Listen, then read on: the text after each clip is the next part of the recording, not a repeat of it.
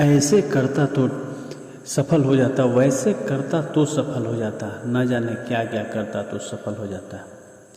इस तरह पछताने से बेहतर है कि अपने गलतियों से सीखे। मैं सही कह रहा हूँ, ऐसे लोग नहीं कर पाते जिसके कारण बार बार अपने मन में वेदना उठती है और केवल पछताते हैं। जहाँ सीखने की आवश्यकता होती है वहाँ पर वो पछताते हैं, जो भी कतई भी सही नहीं है, किसी तरह भी सही नहीं है। मैं आपको इस तरह एक किस्सा सुनाने जा रहा हूँ, किस तरह लोग पछताते पछताते अपने आत्महत्या के दहलीज पर पहुँच जाते हैं, जो कि कतई सही नहीं है, बिल्कुल सही नहीं है। क्या आप भी ऐसा सोचते हैं? कभी नहीं। आपको ऐसे नहीं सोचना होगा।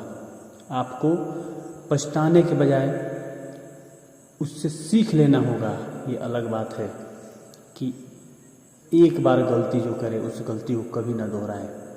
ऐसे उस तरह से इतनी गहराई से सीखें, इतनी प्लिंथ से सीखें, इतनी उसमें संवेदना के बजाय उसके प्रकटीकरण से सीखें। ऐसे मैं किससे एक बताने जा रहा हूँ। एक युवा सन्यासी था। युवा क्या कहेंगे, उसकी उम्र लगभग 40-45 वर्ष था। उसने बहुत ही बचपन में संन्यास ग्रहण किया था, सत्य की खोज में। सत्य की खोज की निष्ठा लेकर उसने सोचा कि मैं सत्य की खोज करके ही रहूँगा, मगर उसे कोई सफलता नहीं मिली। क्यों मिलती? क्योंकि उसको अपने मन पर काबू ही नहीं था। वह उस भी उम्र में 40-45 के 30 साल गुजर जाने के बाद भी जब भी वह स्त्री आदि को देखता तो उसके मन में कामुकता के भाव उत्पन्न होती, जिसके कारण उसे सत्य से दूर दूर का रिश्ता न रहा। एक दिन उसने सोचा, मैंने क्या गलती कर बैठा? क्या मैं भी लोगों की तरह अपना शादी विवाह करके घर बसा लेता? सुंदर स्त्रियां होती, बच्चे होते, घर परिवार होता, आलीशान बंगला होता, गाड़ी होती। सुख शोहरत की चाहत में बार बार पछता रहा था। एक दिन पछताते पछताते उसने सोचा कि मैंने तो सब कुछ गंवा दिया, मैं कुछ पाया ही नहीं, अब मुझे आत्महत्या कर लेनी चाहिए।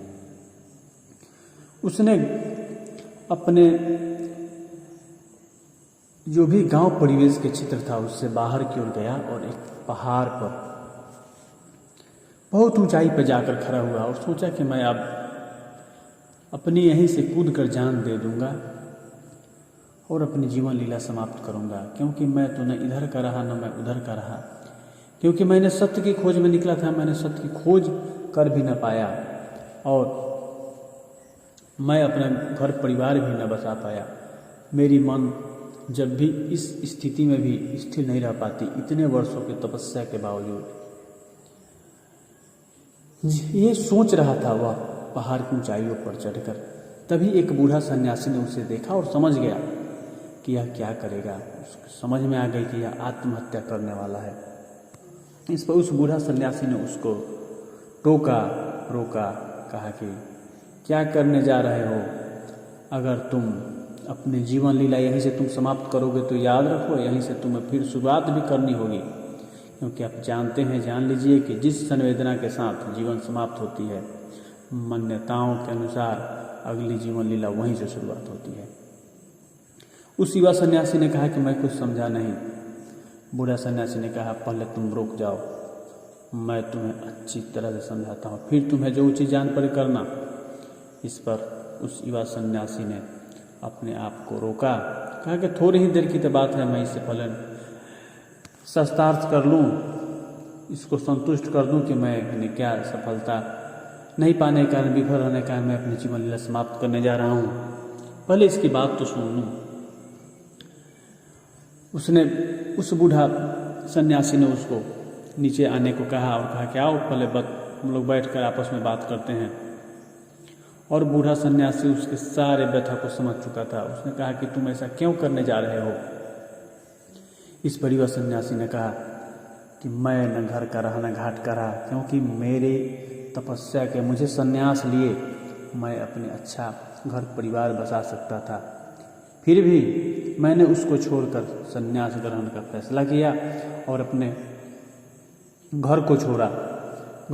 फिर भी आज मुझे जिस सत्य की खोज में मैंने निकला था, आज मुझे कोई ऐसी आशा की किरण दिखाई नहीं देती।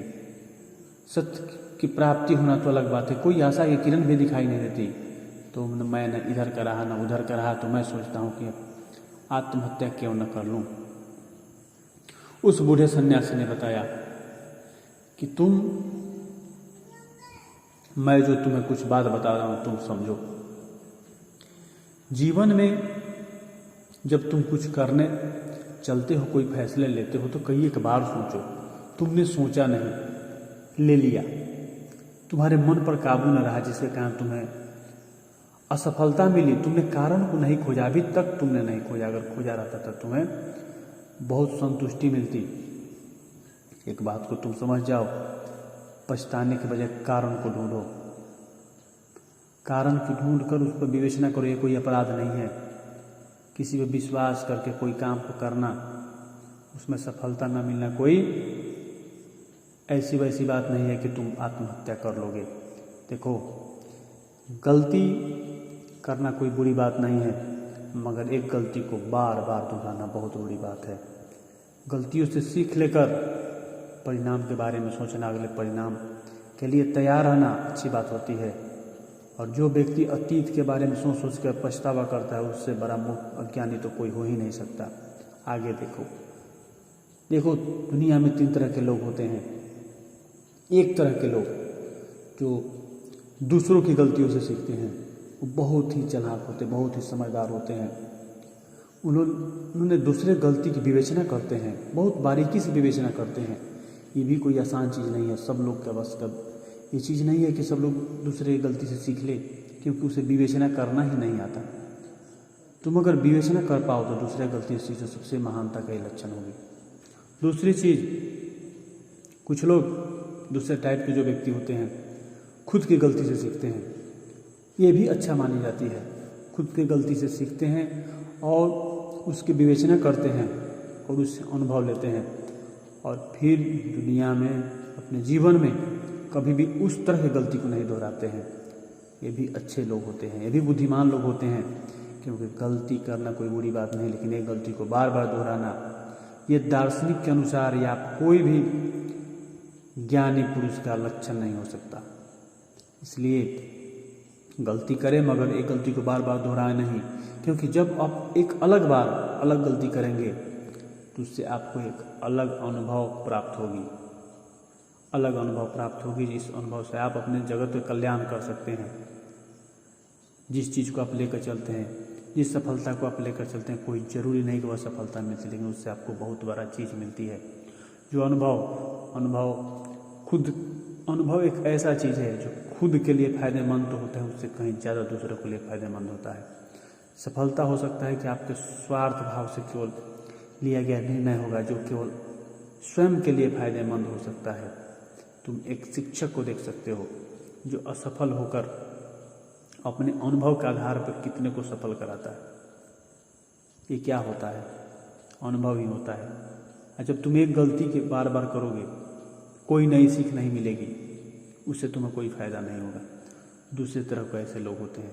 तीसरे तरह के ऐसे लोग होते हैं जो गलती खुद करते हैं, बार बार करते हैं, वही गलती दोहराते हैं, उससे कुछ नहीं सीखते हैं और केवल अतीत में जाकर पछताते हैं। ये कभी नहीं होना चाहिए, कतई नहीं होना चाहिए, बिल्कुल सही नहीं है। इसको हमें विवेचना करने की आवश्यकता है। विवेचना करना कोई अपराध नहीं होता। विवेचना हमें करनी चाहिए, परिणाम की चिंता करनी चाहिए। कब? जब सोचते हैं, जब शुरुआत करते हैं तब, जब आगे निकल चुके होते हैं तो नहीं। वहाँ पर आपको अतीत में जाकर के पछताने आपके ज्ञान का प्रदर्शन नहीं है। आप एक अज्ञानी हैं, आप एक अज्ञानी हो सकते हैं। इसलिए अपने कर्मों पर ध्यान देकर निरंतर आगे बढ़ते रहिए। इस सारी बातों से उस युवा सन्यासी के आँख का पटल खुला और उसने आत्महत्या करने के निर्णय को बदला। कैसा लगा आपको कहानी? जरूर बताएं। धन्यवाद।